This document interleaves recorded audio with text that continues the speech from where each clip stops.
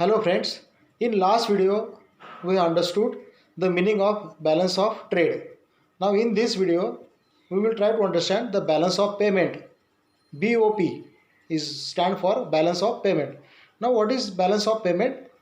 Balance of payment of a country's systematic record of all economic transactions during a given period of time between the residents of the country and residents of foreign countries. So that is nothing but the balance of payment. So this is one of the first characteristics of balance of payment. Let me uh, tell you once again. The BOP of a country is a systematic record of all economic transactions during a given period of time between the residents of the country and residents of foreign countries. Second characteristics, economic transaction means transfer of economic value from one economic agent to another. So that is economic transaction. Now what are the components in balance of payment? As we discussed in earlier video, the components which affects on balance of trade. So what are the components which governs on balance of payment? Now the first component is current account. Now what is current account? Current account, now what we normally have in bank of organization, that is not a current account. Here current account meaning is different. Current account which includes import and export of good, that is current account. Then another component of BOP is capital account. Capital account which shows the changes in foreign assets as well as liabilities. Changes in foreign assets as well as liabilities. That is known as capital account. And the third one is reserve account. So these are the basically three components of BOP: current account, capital account and reserve account.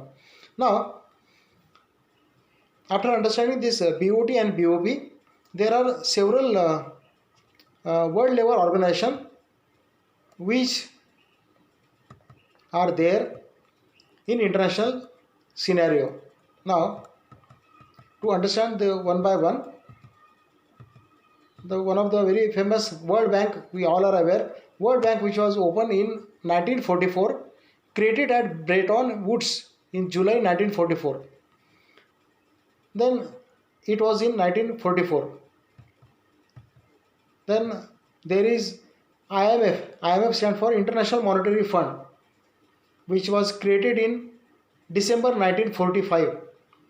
This IMF has 185 countries and the headquarters is at Washington DC. We know the importance and functions of IMF. Recently, on the eve of this corona outbreak, even IMF is funding to our country to control this corona effect. So that fund has been given from IMF. Not only India, but IMF is given to other developing countries also, because their one of the objective is reducing poverty and developing human resource.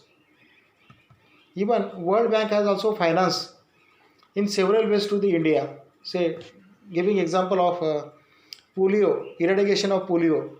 For eradication of polio, World Bank has given huge finance to our country, and we have been utilizing successfully that fund to eradicate the polio.